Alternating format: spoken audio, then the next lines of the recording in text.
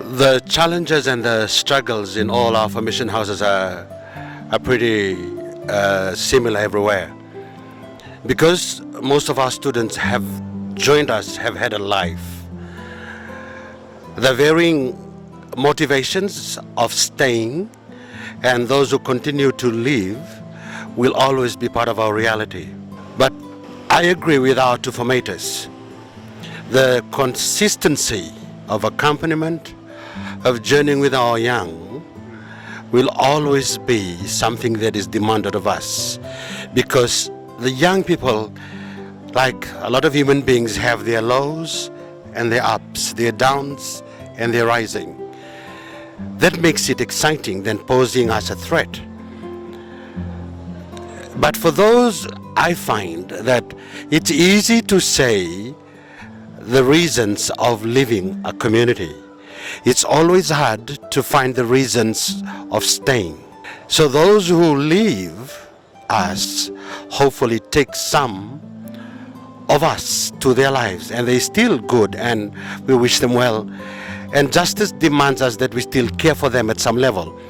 For those who remain, and of course those who leave, the two formators have articulated that in various ways. Those who leave because of too much of this, little of that, the factors that prevails. I think the socio-economic, political, religious signs of times today makes those who fall on the dragnet, those who remain, to be fishers of man, those who remain to be wanting to be Vincentian missionaries. For us is a joy because they tell us that our life is authentic, and those who leave us continue to tell us that our life is still authentic. But the challenge to continue to journey with these young is never an easy affair. It demands our time, our patience, our faith, our experiences, and our orthodoxy in following all these things that's required by Resi for Manus. But what it is, I believe, those who leave us is an indication of their own maturity. And for those who remain is still a sign of maturity. So for us, the motivations that when they enter continues to something they continue to work on and nurture on and celebrate with us. And of course some of them realize that they don't actually belong after so many years. But I think to our credit, we can say we are a community that is very human, a community that is trying to explore with a young about their callings, because it is true, many are called and few are chosen. That's so true. And those who remain continue to tell us that there's signs of hope. So the problems that come our way, from either from A to Z, when they present themselves and when we diagnose these problems in their journeys, we're saying, young man, this may not be for you. That's not the end of the world for that young man. We're saying the world is out there. Go out there and discover more. Do so with your freedom. We cheer you. We support you. And for those who find their freedom in our community and sees pluses, positives, ongoing challenges to remain, we're saying, good on you. Share with us our Vincentian life. This is the gospel we want you to share with us. This is not the end of the journey, because tomorrow will be another day. So the problems that comes to us can be a positive too. It can be, I think the young person who's journeying with us have to know that they're finding God in whatever form or shape is okay. That they can be Vincentians if they say yes to God. Because many others, like Father John, many others from India, from China, from Philippines, from Indonesia, many others in the world, in these celebrations of the Jubilee, we're saying Vincentians are all over the world. We're expressing the charism in our different contexts, in our times. It's an authentic calling.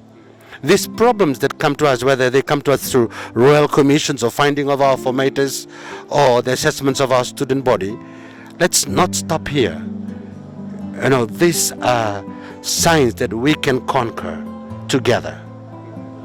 The challenge is to change for young vocation and seminarians in Vietnam. And you know now in Vietnam we have many vocations, but we don't have a lot of formators. That is, I think, the most important for us and challenges for us. Because when they come to our Vai province a lot, and of course they have many things from outside, and the way they live outside, they have many habits outside. They will bring all come to the seminaries, and how take care and train them. Maybe give us the wrong thing outside. Okay, how to get the good thing in seminary, especially the human formation. And in the context of Vietnam, is something difficult from the politics, from the society. I think we need more formators to take care of them. And I have challenges because sometimes I need a private discuss with one seminar. And now I have 32 seminars, and I give them one seminar one night. And I lost nearly 2 months. See, because some night I cannot work with them because I have another thing, important thing to work, and I lost nearly 2 months. Private discussion with them. We discuss with them. We open our hearts to them and make them open their hearts with formators.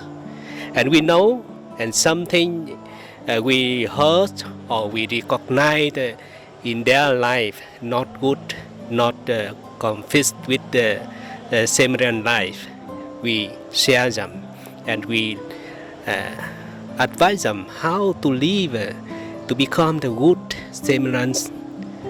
That's the one problem. And the second, I think in Vietnam, and now we need many professors of the Vai province, because even the professor, they are not formator, but when they teach them, they recognize them something. I think many things from them, and we can share from the professor and how to take care of seminarians. And some of them, the professor, when they teach, they know them, how they do, how they study, how they live in the seminary. And they can share, the professor in the Vai province can share the formators. And formator look in the good way, how to teach, how to show them to live, to become the good seminarian in the seminary. And if they good seminarians, in the future they good priest. I think it's very important how to show them love God. When they love God, they can respond the call from God. Even work in the harsh or difficult place. If they love God, they can do. And how to show them love for the poor. And when they love for the poor, I think they have created to looking for the good way to help the poor.